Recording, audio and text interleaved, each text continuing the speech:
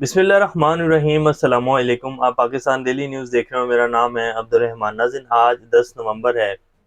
अदारों का एहतराम को मलहूज़े खातिर रखते हुए जी मेरी जो राय है आज के पाकिस्तान के निज़ाम इंसाफ को लेकर, मुझे ये लगता है कि अब इन्ना लिल्लाहि व इन्ना इलैहि राजिऊन पढ़ लेना चाहिए पाकिस्तान में निज़ाम इंसाफ को लेकर।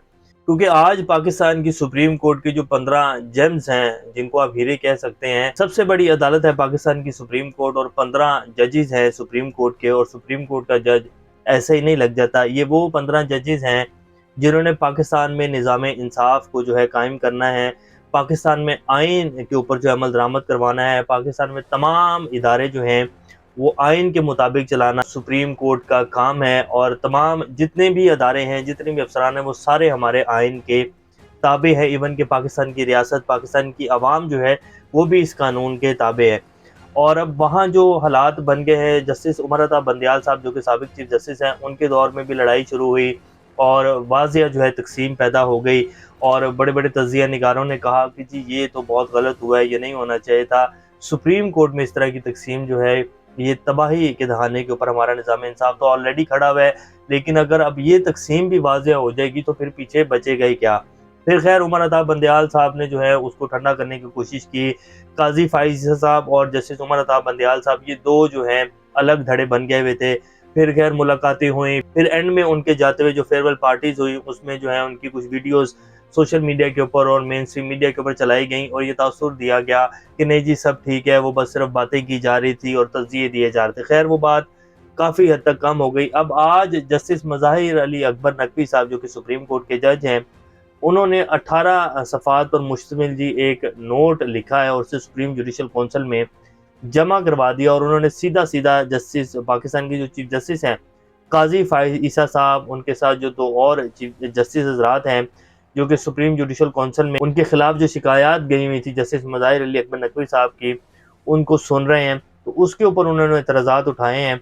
वो एतराज़ात क्या हैं वो आपके सामने रख देते हैं। उसके बाद आप लोगों ने फैसला करना है कि पाकिस्तान का निज़ाम इंसाफ कहाँ खड़ा है। वैसे हम ऑलरेडी 129वें 30वें नंबर के ऊपर हैं। मेरे ख्याल को 2 4 5 मुल्क और होंगे जिनका निज़ाम इंसाफ हमसे भी क्या गुजरा है। हम ऑलरेडी लीस्ट नंबर्स के ऊपर हैं।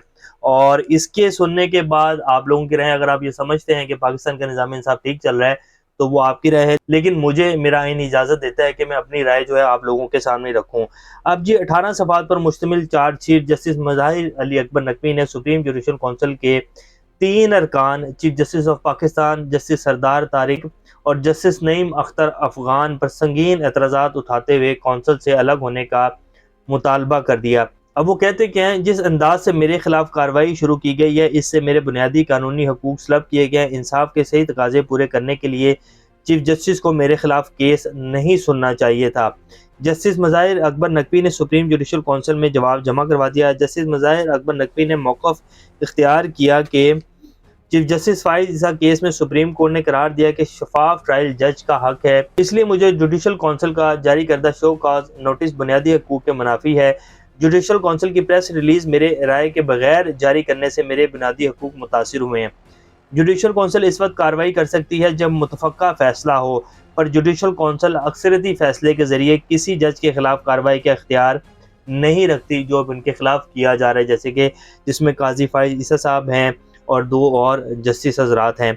मेरे ऊपर लगाए गए इल्ज़ामात की तस्दीक किए बगैर शो को नोटिस भेजा गया। इजलास में मेरे खिलाफ शवाहिद का जायज़ा नहीं लिया गया।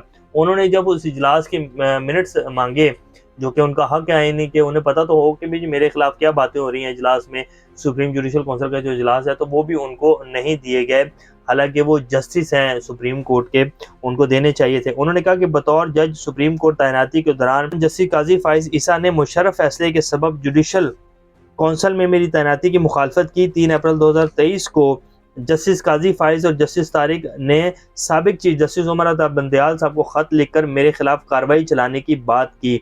शिकायत में मुझ पर मुबैना ऑडियो लीक का भी हवाला दिया गया, लेकिन मुबैना ऑडियो की कभी तस्दीक नहीं कराई गई। इनकी एक ऑडियो लीक हुई थी परवेज़ इलाही साहब के साथ, जब परवेज़ इलाही साहब कह रहे थे कि जी मैंने आपका शुक्रिया अदा करने आना है, तो उन्होंने कहा कि जी नहीं, कोई बात नहीं, कोई मसला नहीं, सिर्फ ये ऑडियो लीक हुई थी, इसके अलावा उसमें कोई ऐसी बात नहीं थी। और फिर इनके खिलाफ सुप्रीम जुडिशल कौंसिल में शिकायत गई और फिर जुडिशल कमीशन बना और जो है फिर उसमें काजी फाइज ईसा साहब जो हैं वो उसमें शामिल हो गए। उन्होंने कहा कि जब आप पहले तो मेरे खिलाफ शिकायतें कर रहे हैं, जो हमारे चीफ जस्टिस है साहब का उमर बंदयाल साहब, फिर आप कैसे उस केस का जो है देख सकते हैं और मेरी जो है उसको सुन सकते हैं? ये बिल्कुल आइन की खिलाफ वर्जी है, ऐसे नहीं हो सकता। तो उन्होंने जी 18 सफ़ात पर मुश्तमिल एक इख्तिलाफी नोट जो है वो लिखकर सुप्रीम जुडिशल काउंसिल में दे दिया है। तो जो कहा जा रहा था ना कि जी अब जो है सुप्रीम कोर्ट में कोई धड़ेबाज़ी नहीं है, और काज़ी फ़ाइज़ ईसा साहब ने आते ही जो है लाइव जो है समातें दिखाई पूरे पाकिस्तानी कौम को, और उसमें उनको दिखाने का मतलब यही था उनका कि हम जो है इकट्ठे हैं, कोई हमारे अंदर जो है ग्रुपिंग नहीं है। लेकिन अब वो चीज़ सामने आ गई है और उन्होंने जो है अपना आईनी हक इस्तेमाल करते हुए अपना एक इख्तिलाफी नोट, और कह लें कि आप चार्जशीट बेसिकली उन्होंने पाकिस्तान के जो चीफ जस्टिस हैं काजी फाइजा साहब के खिलाफ जो है वो लिखकर सुप्रीम जुडिशल काउंसिल में दायर कर दिया। अब देखते हैं इसके ऊपर क्या बनता है। तो ये हमारी आला अदलिया है, सुप्रीम कोर्ट है, और ये हमारे 15-16 जो जज है, उन्होंने पाकिस्तान को इंसाफ दिलवाना है जी, पाकिस्तान में आइन और कानून की हुक्मरानी जो है उसको बहाल करवाना है। तो फिर वो बात तो ठीक है ना कि आइन एक खूबसूरत दस्तावेज़ है, बस यहीं तक है। और जैसे उमर अता बंदयाल साहब ने कहा था कि हम तो फैसला दे सकते हैं, हुक्म दे सकते हैं, अमल दरामद तो जो है वो डंडे वालों ने करवाना है, और वो करवाएँ ना करवाएँ अब उनकी मर्ज़ी है। तो ये जी हमारा आइन हमारे पाकिस्तान में इंसाफ की सूरत-ए-हाल है। अल्लाह पाकिस्तान का हमें नासिर हो, अपनी राय का इज़हार कीजिएगा। अभी तक के लिए इतना ही। अपना और इस चैनल का ख़्याल रखिएगा। अल्लाह हाफ़िज़।